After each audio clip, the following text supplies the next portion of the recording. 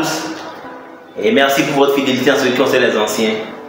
Et bienvenue aux nouveaux sur la chaîne de la communauté Riche et Jeune. Rejoins la communauté afin que nous puissions tous ensemble prendre la voie express qui mène à la richesse. Et pour cela, abonne-toi si ce n'est déjà fait, active la cloche de notification pour ne rater aucune des prochaines vidéos et lâche un gros pouce bleu si tu as aimé celle-ci. J'espère pour tous qu'à l'issue de cette vidéo, nous aurons un impact positif dans notre vie financière. Restez jusqu'à la fin de cette vidéo pour découvrir le bonus que j'ai pour vous. Il s'agit d'un secret de la gestion financière personnelle. Aujourd'hui, nous allons parler d'une des erreurs que nous commettons lorsque nous essayons de nous mettre sur la voie express et cela nous devient impossible d'y arriver. C'est de comprendre que plus d'argent ne résout pas le problème de l'argent. Nous allons parler aujourd'hui du trottoir et du piéton. Qu'est-ce que nous mettons dans le trottoir? C'est la feuille de route qui nous mène à la pauvreté. Et nous disons quoi par piéton? Le piéton, c'est celui qui emprunte la route du trottoir. Le trottoir se fiche de l'argent. Pour le trottoir, ce n'est pas important la masse salariale que vous gagnez ou le revenu colossal que vous faites en étant à votre propre compte, parce que vous ne pourrez résoudre un problème de gestion financière avec plus d'argent. Vous pouvez être richissime et pourtant traîner sur le trottoir. Les piétons viennent de tous les milieux. Que vous ayez de grandes entreprises ou que vous possédiez de grands magasins ou même que vous soyez un salarié très bien rémunéré, le dénominateur est le même. Pas de plan, pas d'économie. Il faut dépenser plus qu'on en gagne. C'est ça le principe du jeu du piéton. Alors, l'équation de la richesse du piéton se résume à quoi? Richesse égale à revenu plus dette. Le train de vie du piéton est donc proportionnel à son revenu qu'il complète avec des dettes. Tous les piétons stressent lorsqu'il s'agit de payer leurs factures courantes, leur loyer ou leur emprunt immobilier. C'est inévitable quand on ne pense à rien d'autre au-delà de l'euphorie qui suit le jour de la paye.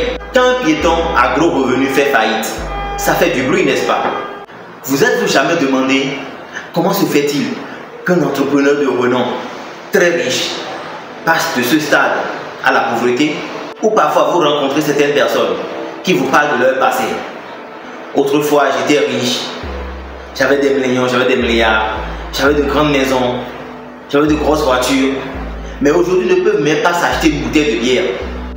Vous demandez comment cela est-il possible? Eh bien je vais vous le dire. C'est qu'ils ont emprunté la voie du trottoir, où leur équation était limitée au revenu plus les dettes. Ils dépensaient beaucoup plus qu'ils n'en gagnent. Si tu ne fais pas encore partie de la communauté Riche et Jeune, abonne-toi, active la cloche de notification pour ne rater aucune des prochaines vidéos et lâche un gros pouce bleu si tu as aimé. Je vous dis, pas besoin d'aller loin pour trouver des piétons à gros revenus.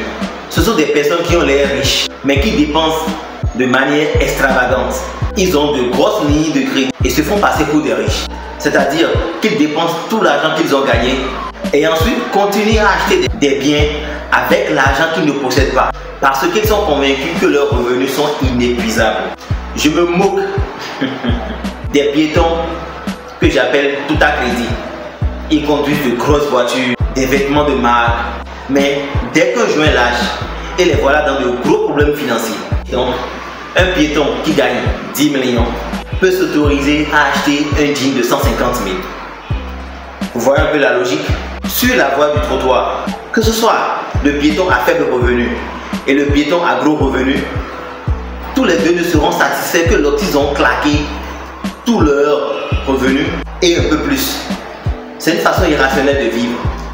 Ces gens vivent comme si l'argent qu'ils possèdent pouvait disparaître du jour au lendemain.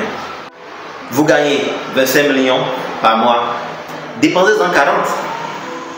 Vous gagnez 300 000 par mois, dépensez-en 500 000. C'est ainsi que les piétons fonctionnent. Et ils se voient surpris un jour de constater qu'ils sont en pleine faillite.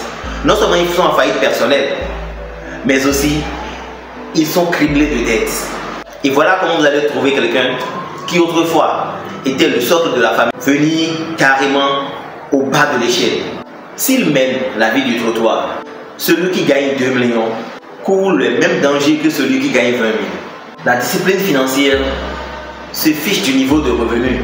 La discipline financière, s'inscrit sur la feuille de route du trottoir et se moque de combien vous gagnez ou de ce que vous conduisez, vous n'arrivez pas à vivre avec 300 000 par mois. Ou si vous n'arrivez pas à vivre avec 100 000 francs par mois, vous n'arriverez pas à vivre avec 1 million ou avec 2 millions par mois. C'est une question de discipline financière. Si vos remboursements mensuels de 50 000 vous donnent des inquiétudes, il en est de même pour le remboursement mensuel de 5 millions du piéton à gros revenus. Le problème est le même. Seuls les montants diffèrent. Malheureusement, il n'y a qu'un changement d'état d'esprit face à l'argent pour résoudre le problème. Et pour changer d'état d'esprit, il faut changer de feuille de route. Sortez de la feuille de route de trottoir et arrêtez de penser que la richesse est égale à revenu plus dette. Je vais vous donner une astuce ou un bonus, surtout que vous êtes resté jusqu'à la fin de cette vidéo. En 2016, j'avais aussi le même problème. En 2015-2016, j'avais aussi le même problème. Et comment est-ce que je l'ai résolu? En appliquant ce qu'on appelle le cash flow.